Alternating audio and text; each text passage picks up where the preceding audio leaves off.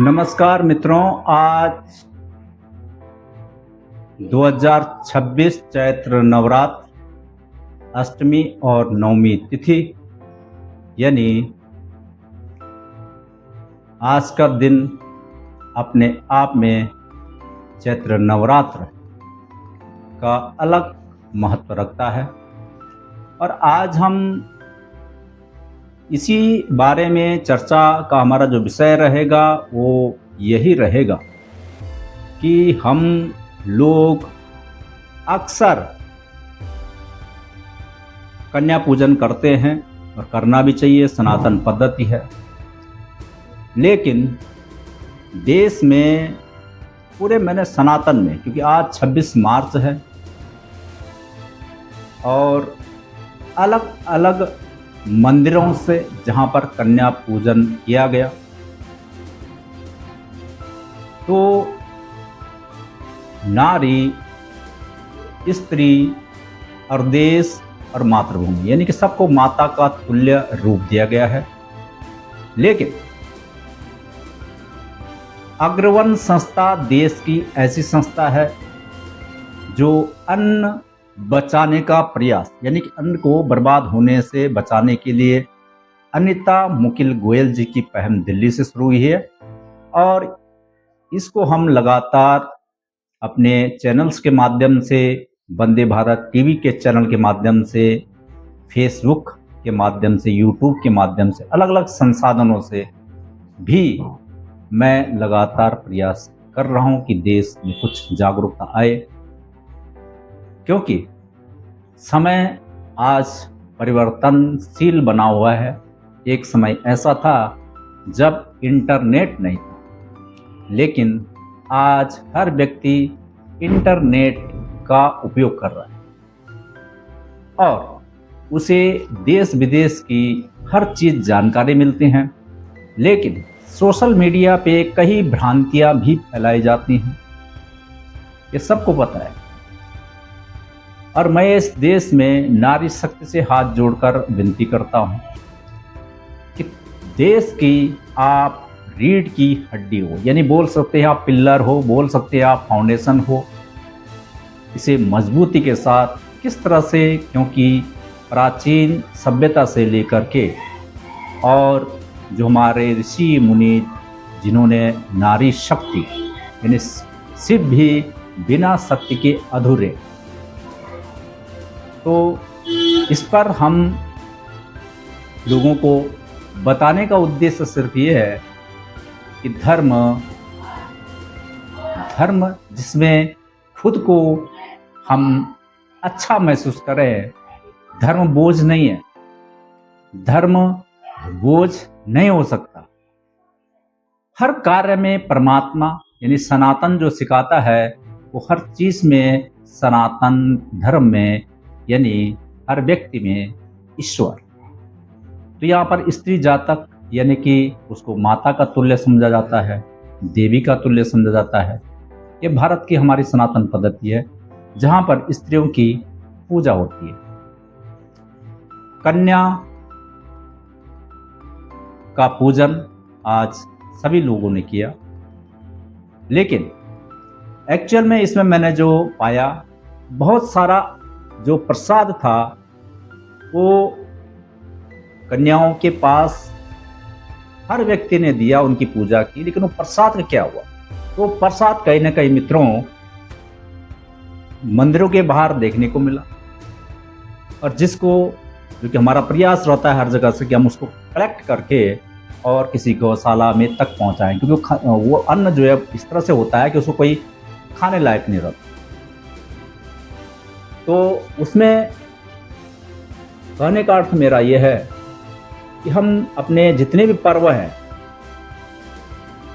वो पूरा प्राचीन है, लेकिन थोड़ा आधुनिक की ओर जाना पड़ेगा, क्योंकि हम प्रतिवर्ष जो हमारे कार्यक्रम हैं, सनातन के जो व्रत त्योहार कार्य हैं, इसमें अन्न का दुरुपयोग होता हुआ देख रहे हैं। तो मेरा हर व्यक्ति से आग्रह है कि वो इस पर गौर करें, विचार करें। हम ये नहीं कहते कि आप प्रसाद कन्याओं को न दें, देना चाहिए। लेकिन आप ये भी देख लें कि कन्याएं मंदिर के बाहर जो बैठी रहती हैं तो प्रसाद तो वहीं छोड़ जाती हैं और जो पैसा है उसको लेके चले जाते हैं, मतलब अपना दक्षिणा लेके जाते हैं। तो कहने का अर्थ ये है कि प्रसाद का दुरुपयोग नहीं होना चाहिए। इसके लिए हम 2023 से हमारी जो अग्रवन संस्था है जिसके द्वारा हम जुड़े हुए हैं, काम कर रहे हैं, हमने स्कूली बच्चे, ऐसे बच्चे जो स्कूल में यूकेजी एलकेजी में पढ़ने वाले हैं, बेसिक फाउंडेशन में क्लास 1 क्लास 2, उन बच्चों के लिए हमने जो है पठन पाठन की सामग्री, ऐसे गरीब बच्चे बहुत सारे हैं, उनको हम पुस्तकें हो गए, उनको हम जो है कॉपी पेन, ठीक है, ये सब भी देने का हम लोग प्रयास कर रहे हैं।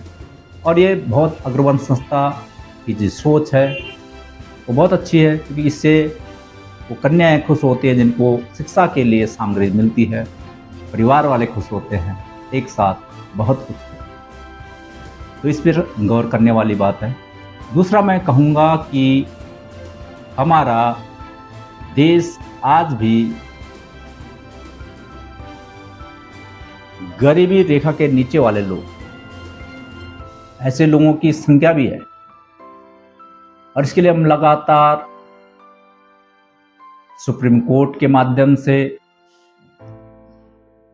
PIL फाइल करके हमारे टीम के जो अश्विनी उपाध्याय जी हैं लगातार प्रयास कर रहे हैं कि देश का कानून बेहतर हो, स्कूल शिक्षा स्वास्थ्य।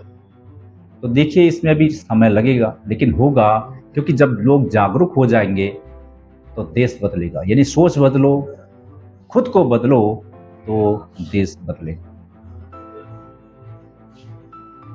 2026 की बात करते हैं, क्योंकि बहुत सारे सवाल आते हैं कि 2026 देश के लिए कैसा हुआ। आई एम ए न्यूमरोलॉजिस्ट, मैं एक अंक ज्योतिष के माध्यम से प्रेडिक्शन देता आया हूँ पिछले कई समय से। इससे पहले लोकसभा की प्रेडिक्शंस दी थी, उत्तर प्रदेश की दी थी, विधानसभा की, उत्तराखंड की विधानसभा की। इस तरह से हमारे पास जो चीज़ें आती हैं हम प्रेडिक्शन लगातार देते हैं, क्योंकि हमारा उद्देश्य साफ है कि हम जो करें निष्पक्ष करें। हमारा उद्देश्य रहता है कि हमारे पास कोई भी क्लाइंट या बच्चे, एजुकेशन वाले जो बच्चे हैं, उनके लिए निःशुल्क हमारे द्वारा एक करियर मार्गदर्शन के द्वारा हम लोग अपना कार्यक्रम चलाते हैं online, Zoom Meet, Google Meet पर, जिसमें सोनालिका त्यागी दिल्ली से जुड़ती है और मनीष मिश्रा जी हैं। तो हमारा टीम के उद्देश्य है कि हर कम से कम हमारे द्वारा, हमारी गाइडलाइंस के द्वारा लोग फायदा उठाएं, क्योंकि ये जब तक हम अपने को खुद को बेहतर नहीं बनाएंगे और अपने आसपास यानी लेफ्ट और राइट में हर व्यक्ति को पता होता है कि कहाँ गड़बड़ है। इसलिए हर व्यक्ति महत्वपूर्ण है और हर व्यक्ति का काम भी महत्वपूर्ण है। यानी स्वीपर का काम भी सम्मानजनक है और एक शिक्षक का काम भी सम्मानजनक है। यानी कार्य कोई छोटा बड़ा नहीं, हर चीज का अलग अलग महत्व है, इसको भी समझना पड़ेगा। तो 2026 की बात करें, 2026 में देश, क्योंकि भारत जब आजाद हुआ था 15 अगस्त 1947 और जो हमारा संविधान लागू होता है वो 26 जनवरी 1950, यानी 26 यानी 26। और आज 2026 जो कि रनिंग चल रहा है सूर्य से, तो कहीं ना कहीं अगर ये देखा हमने देख सकते हैं और समझ सकते हैं कि देश के अंदर कुछ बहुत चीज़ें दिखाई देंगी। विशेष तौर पर भारत की बात करें तो भारत में जो जुलाई अगस्त यानी जून के लास्ट से अगस्त जुलाई अगस्त का समय ये काफ़ी हद तक कुछ लोगों के लिए या समाज के लिए या देश के लिए कुछ न कुछ बहुत बेहतर नहीं होगा, कुछ न कुछ दिक्कत रहेगी। इसके अलावा बात करें, क्योंकि 2026 यानी सूर्य से रूल हो रहा है, तो पश्चिमी देश जो पश्चिमी वाले हैं तो पश्चिम में आपका अमेरिका आता है। तो यहाँ से यानी कि सूर्य और शनि के बीच में जो कुछ तालमेल में गड़बड़ियाँ रहती हैं, शनि सूर्य आपस में मित्र नहीं है, तो कुछ ना कुछ ये दिक्कतें बढ़ेंगी वर्ल्ड लेवल पे भी। और 2026, 2027, 2028 तक ये समझ के मान के चलिए कि वर्ल्ड लेवल पे कुछ ना कुछ बहुत बेहतर नजर नहीं आएगा 2029 और 2026 में कोई आतंकी बड़ा संगठन पकड़ा जा सकता है। इसके अलावा बोल सकते हैं कि कोई बड़ा राजनीतिक नेता भी दुर्घटना में मारा जा सकता है, क्योंकि जुलाई का महीना है वो केतु का है और अगस्त का शनि का। तो कहीं ना कहीं ये भी चीज़ देखने वाली है कि प्रिडिक्शंस हैं खाली। तो वर्तमान में स्थितियां बहुत कुछ देखने पड़ेंगी, समझनी पड़ेंगी, यानी आम आदमी को भी जागरूक रहने की आवश्यकता है। अब बात करते हैं कि क्या भारत की स्थिति मजबूत होगी। तो बता दूं आपको कि भारत की स्थिति मजबूत रहेगी, भारत अपने आप में महत्वपूर्ण बना रहेगा, क्योंकि भारत जो 15 अगस्त 1947 47 ये 47 जो है टेक्निकल माइंड को दर्शाता है, बिना राग द्वेष के। और इस 47 की वजह से जो 1947 में बता रहा हूं आपको, यहाँ पर ये विचारधाराओं के साथ साथ कई चीजें ऐसे होते हैं कि जो कई बार आम नागरिक को प्रभावित करती हैं। और इस बात को आप भली भांति समझते होंगे कि कई बार आज भी देश में, देश की जो स्थिति है उसमें भ्रष्टाचार, अपराध, क्राइम, बहुत सारी चीज़ें नज़र आ रही हैं। आज इंटरनेट का माध्यम है, सोशल मीडिया का माध्यम है, लोगों को जल्दी जागरूक लोग को वो पता चलता है। खास सर्विस है समझिए आप डिजिटल मीडिया की।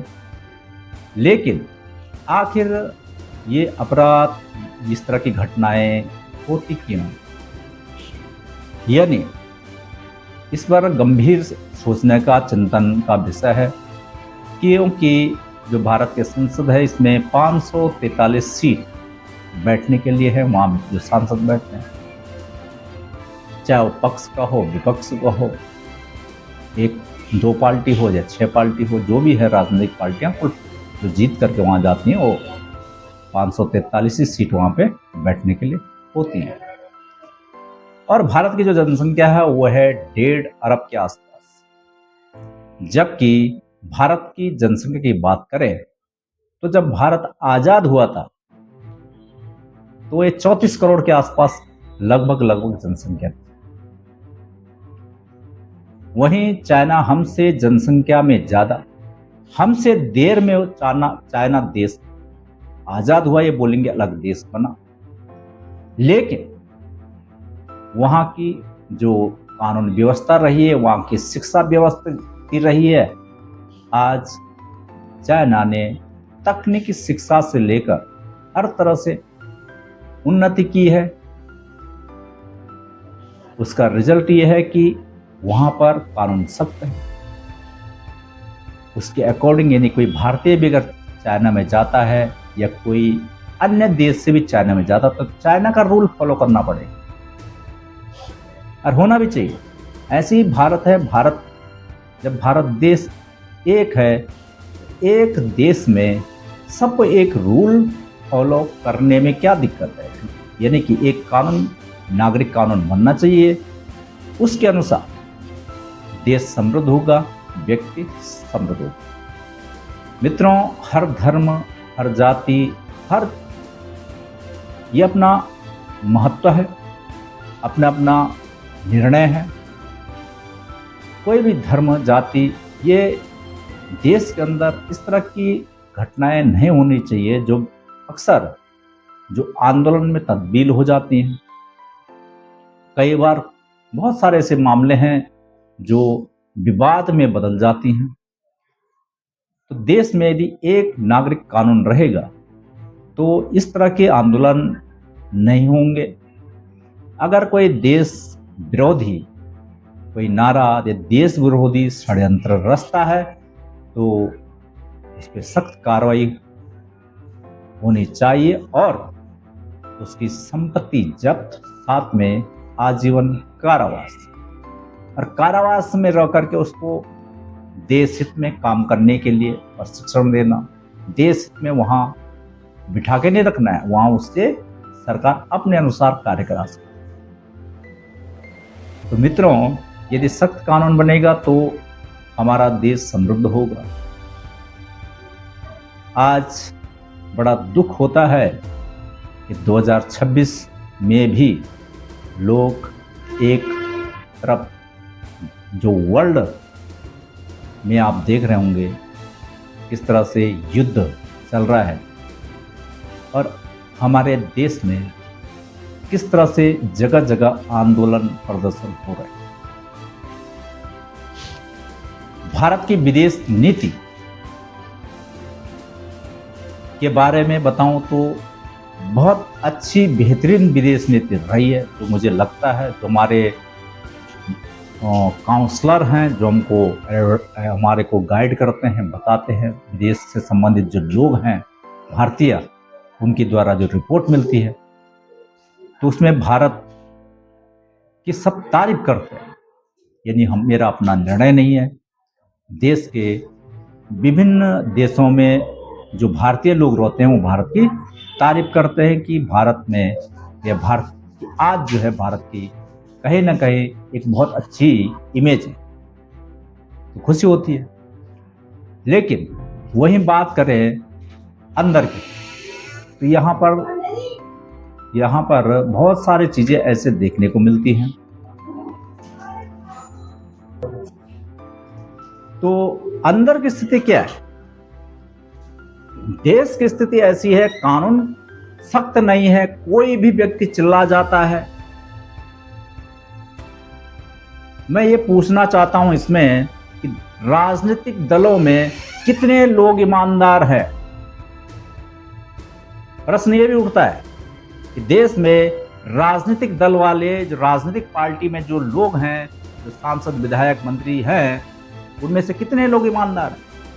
इस देश में हर व्यक्ति को बोलने का अधिकार तो है, लेकिन उसको बोलने का अर्थ देश के विरोध में यदि बोले तो गलत। इस देश में चल क्या रहा है ये बड़ी समस्या की बात है।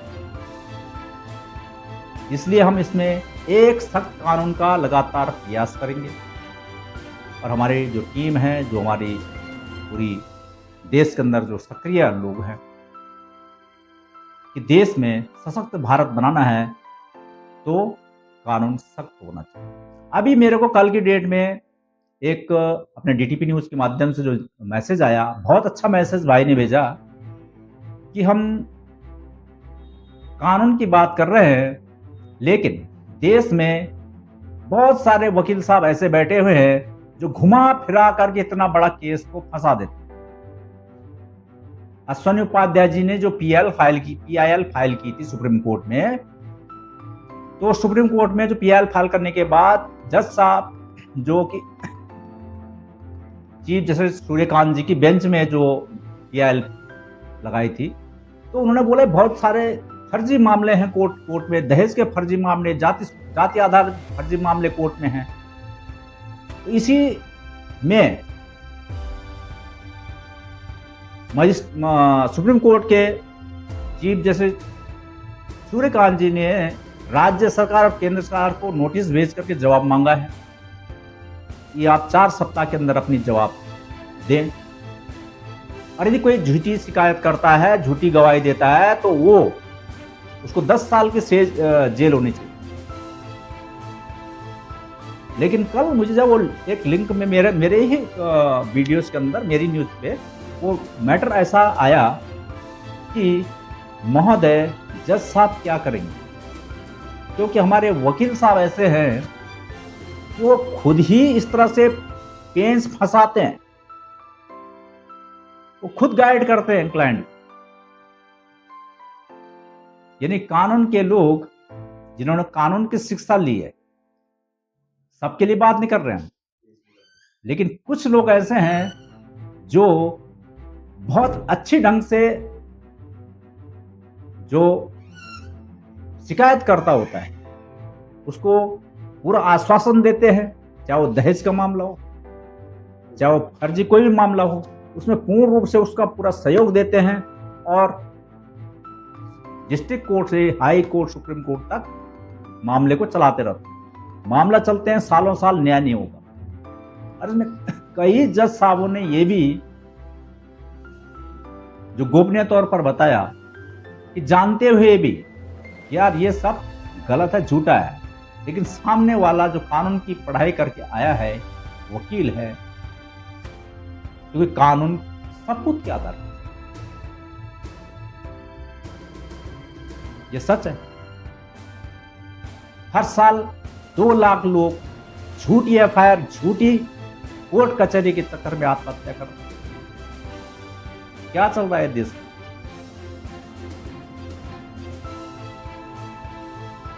हम भारत के लोग हैं, ईमानदार लोग हैं, संस्कृति वाले लोग, सनातन वाले लोग हैं, लेकिन चल क्या रहा है?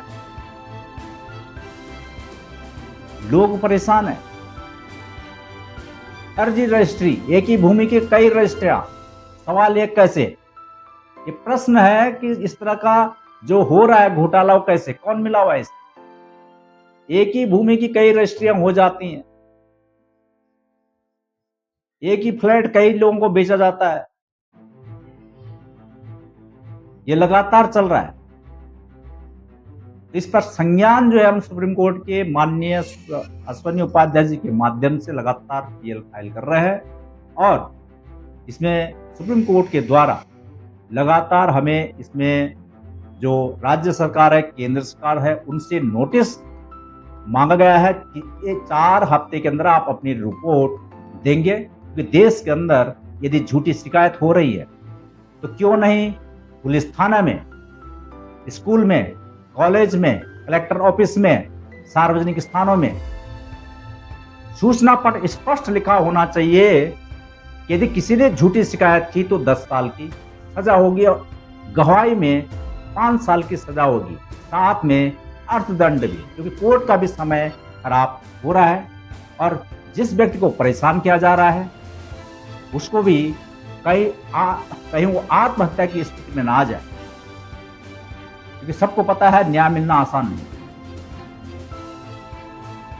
तो जो मेरे को प्रश्न पूछा ये किसी भाई ने, वो कमेंट में आप देख सकते हो, जिसने साफ लिखा है कि हमें तो वकील साहब जैसे फंसाते हैं और पुलिस भी मिल जाती है।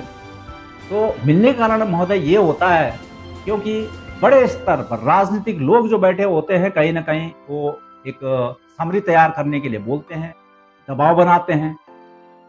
और ये सच है क्योंकि पुलिस प्रशासन जिस राज्य का सरकार मतलब उसका पार्टी की सरकार होती है, पुलिस विभाग भी उसी के अकॉर्डिंग लगभग चलता है, कुछ लोगों को छोड़ कुछ होते हैं और ऊपर से दबाव होने की वजह से उनकी मजबूरी बन जाती है। लेकिन सख्त कानून बनेगा तो पुलिस मजबूत होगी, अपना डिसीजन बिना किसी दबाव के काम करेगी, और कोई भी भ्रष्टाचार वाला नेता, जनसेवक कोई भी हो तो उसकी संपत्ति जब्त होगी। यदि घोटाला किया, अपराध किया तो संपत्ति जब्त होगी और आजीवन कारावास।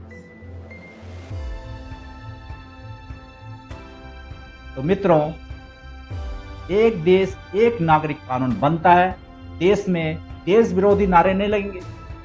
आज जेएनयू के अंदर आप देख सकते हैं किस तरह से शिक्षा के मंदिर में और नारे लगते हैं।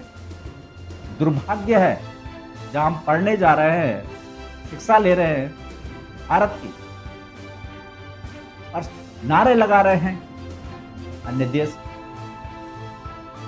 ये चल क्या रहा है? हम एजुकेशन को डेवलप करने के लिए लगातार काम कर रहे हैं, लगातार आज 15 साल से ऊपर हो गए। हम हमारे लिए हर व्यक्ति महत्वपूर्ण है, हर धर्म के लोग भी महत्वपूर्ण हैं। हम किसी एक की पैरवी नहीं कर रहे। या इस देश के अंदर हमारे राष्ट्रपति महोदय अब्दुल कलाम जी, हमने उन्हें, हर व्यक्ति उनको रिस्पेक्ट देता है। ऐसा उस व्यक्ति को लिया है जो उनका रिस्पेक्ट नहीं करता है।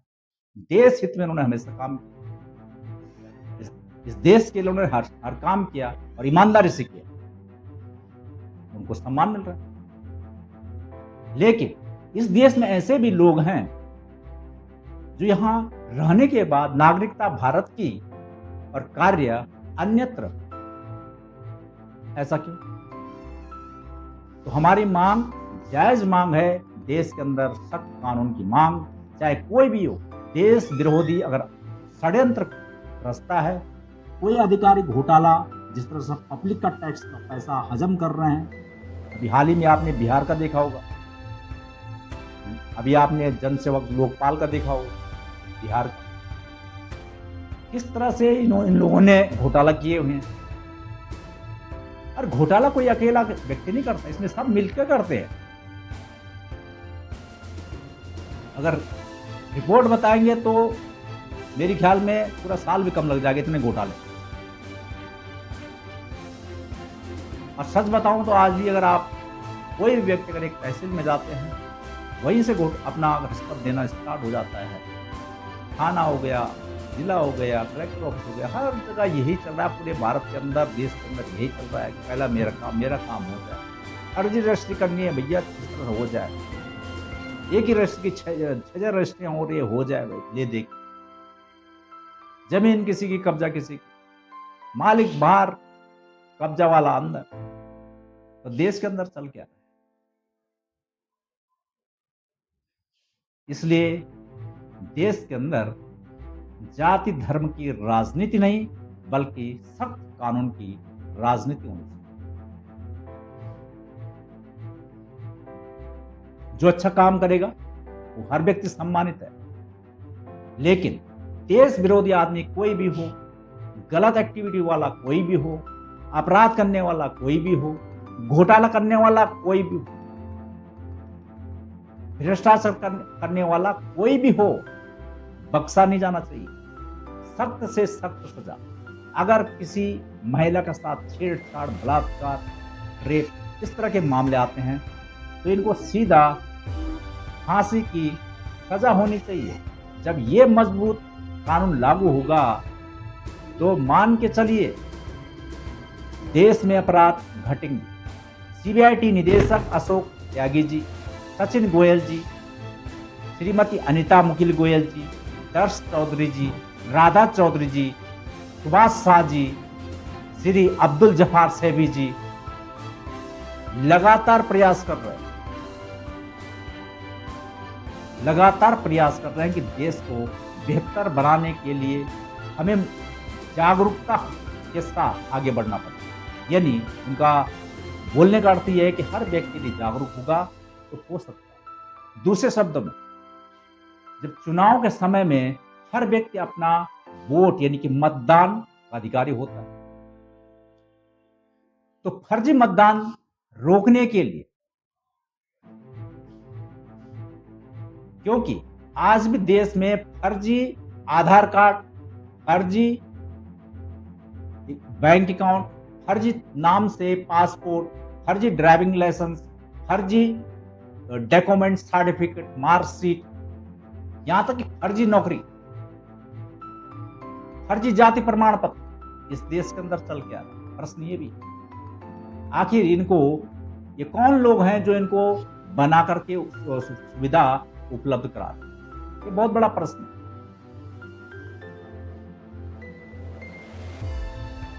पढ़ लिख करके बहुत सारे लोग ऐसे हैं जो क्राइम के माध्यम से, आज सोशल मीडिया के माध्यम से ठगी चल रही है, डिजिटल अरेस्ट हो रहा है, साइबर ठगी हो रही है, फर्जी कंपनी के नाम से पैसा लोगों से साल भर के अंदर डबल देने का वादा होता है, ठगी हो रही है। मित्रों, देश के अंदर जागरूक भी होना पड़ेगा और जागरूक के साथ साथ कानून की आवश्यकता तो बनती है। जिस तरह से हम अपना मतदान करते हैं, पार्टी के लिए करते हैं, और हम क्या करते हैं, हमने इस बार ये पार्टी को देख लिया, ये ठीक नहीं कर रही, अब दूसरे को चुन। मित्रों, देश के अंदर मान के चलिए आप किसी भी राजनीतिक दल को सामने लाएंगे, किसी भी पार्टी को आप सपोर्ट करेंगे, पार्टी से कुछ नहीं होगा, बल्कि जब सख्त कानून लागू होगा तो देश बदलेगा। क्योंकि हम लोग सपोर्टर हैं, हम लोग अपने अपने नेता को एक फॉलोअर सिस्टम है, और इस राजनीति धर्म जाति के नाम पे आम जनमानस का जो एक वोट बैंक है, ये तैयार होता है। और इसी दुर्भाग्य के चलते हुए ये सब चीजें, आज वो मुझे बताइए कि ऐसे कितने सारे राजनीतिक लोग हैं जो बहुत अच्छी ईमानदारी से राजनीति करते हैं, बहुत गिने ऐसे जो है। 2 सांसद ऐसे हैं जो अपनी सैलरी नहीं लेते हैं, एक बीजेपी की है और एक कांग्रेस पार्टी, वो आज भी अपनी सैलरी नहीं लेते हैं सर।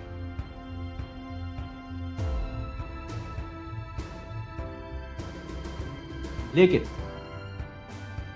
देश में अगर नीतियों की बात करें तो देश में 2014 नरेंद्र मोदी जी की सरकार आई, राम मंदिर टॉपिक था, बुरा हुआ, कश्मीर का मुद्दा था, ठीक है। लेकिन अभी तक अपराध का ग्राफ में आप बताओगे अपराध कम हुआ।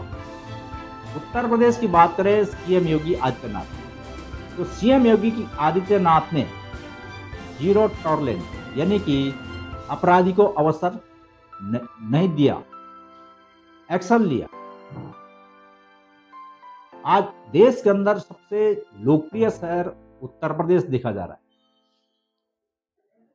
ये मैं अपनी तरफ से नहीं बोल रहा हूं, ये लोगों का जो हमारे सोर्सेस हैं वो हमको जानकारी देते हैं कि उत्तर प्रदेश में एक समय ऐसा था कि यदि किसी ने शिकायत की, किसी के साथ रेप हो गया, बलात्कार हो गया या कोई ऐसा मामला आ गया और पुलिस ने शिकायत की, तो अपराधी थाने में आकर के सामने रिवॉल्वर आप समझ सकते हो कि देश में चल क्या रहा, उत्तर प्रदेश में चल क्या रहा। बारूद, असला, पिस्टन, देसी कट्टा, ये सब उत्तर प्रदेश में। गाड़ियों की चोरी मिनट मिनट में।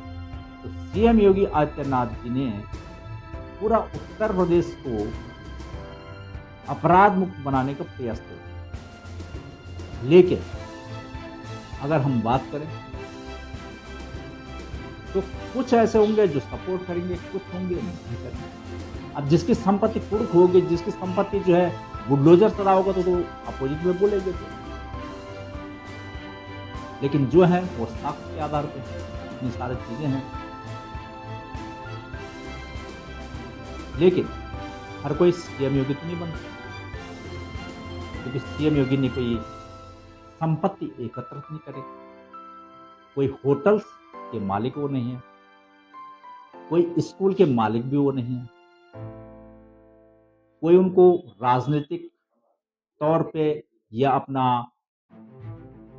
लोगों का या देश का पैसा लेकर के विदेश में बैठना नहीं है। उनकी सोच अलग है।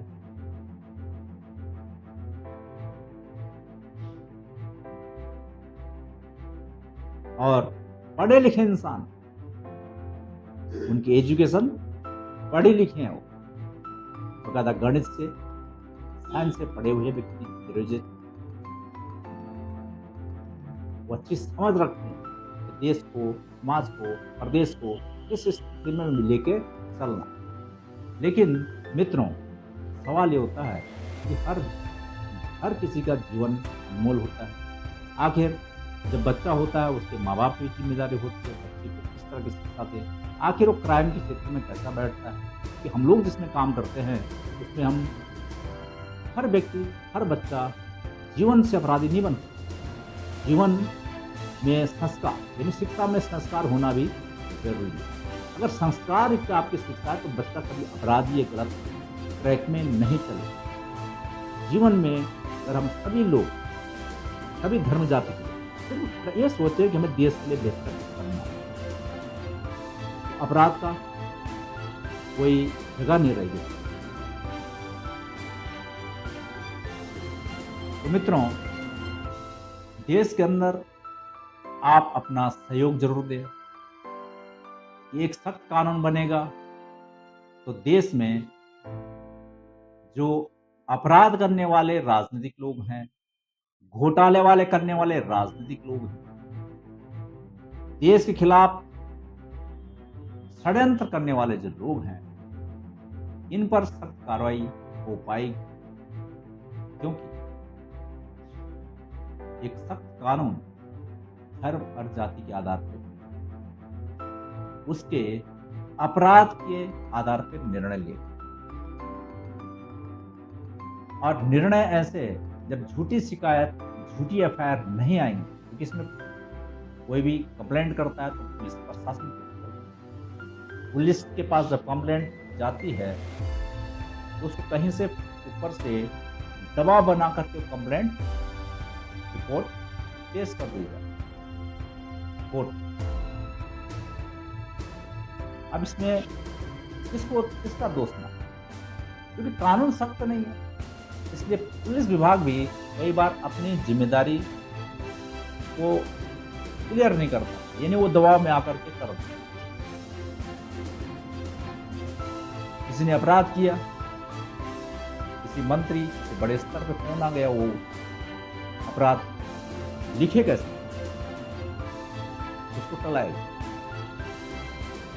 इस देश के अंदर एक आईएएस, एक पीसीएस अधिकारी संघ लोक सेवा आयोग के द्वारा परीक्षा पास करके आता है।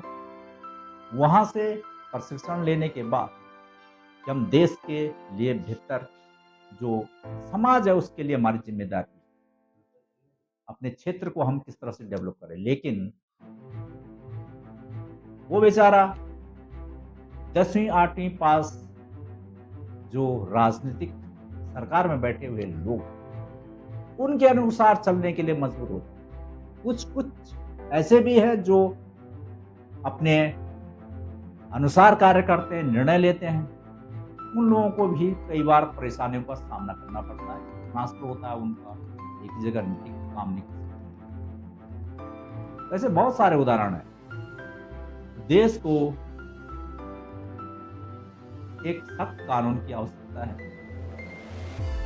और मैं आम जनमानस से हाथ जोड़कर विनती करना चाहता हूं कि पिछले 15 साल से मैं ऑन ग्राउंड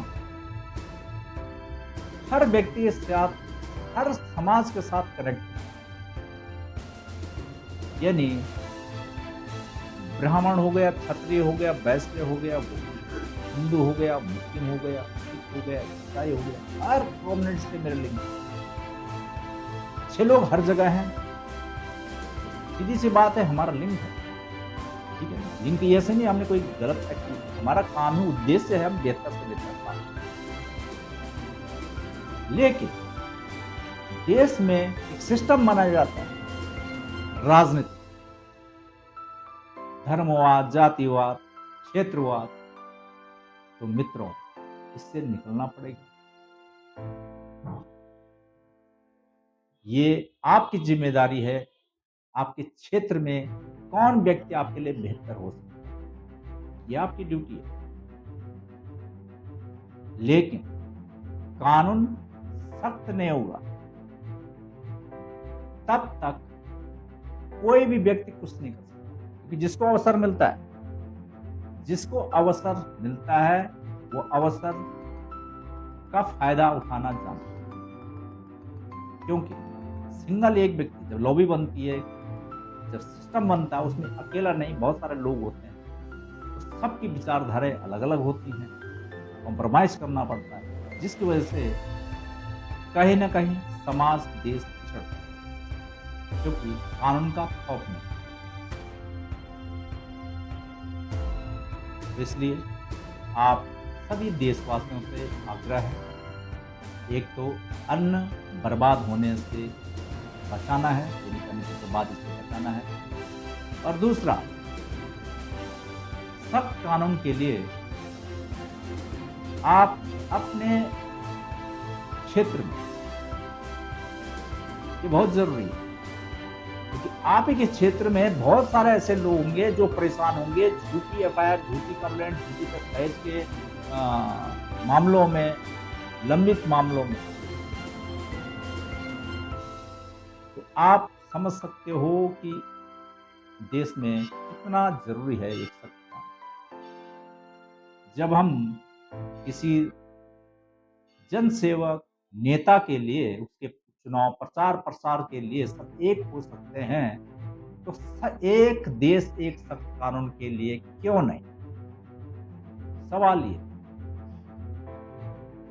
अगर मित्रों आज तक संसद में जो 543 सीट पे बैठे हुए सांसद लोग हैं, अगर पक्ष की बात करें, विपक्ष की बात करें, तो वहां आम जनमानस के हित में कानून बन सकता था, जो लोकसभा सभा में पारित होकर के, राज्यसभा से पारित होकर के राष्ट्रपति महोदय के द्वारा कानून पारित हो सकता। यदि 543 डिक्लेयर वो कर सकते थे, सख्त कानून बन जाए, लोगों के हित के लिए कानून बन जाए, शिक्षा व्यवस्था अच्छी हो, हेल्थ व्यवस्था अच्छी हो, आर्थिक रूप से कमजोर लोगों के लिए एक विशेष पैकेज, उनके लिए भरण पोषण, उनके लिए आपका शिक्षा, स्वास्थ्य, और शिक्षा ऐसी जो रोजगार देने वाली, यानी कि रोजगार वाली शिक्षा जिससे वो मजबूत हो सके। आज देश में पढ़े लिखे लोग बेरोजगार घूम रहे हैं, शिक्षा की कमी बता सकते हैं। वहीं चाइना में घर घर जो है हर व्यक्ति काम करता है।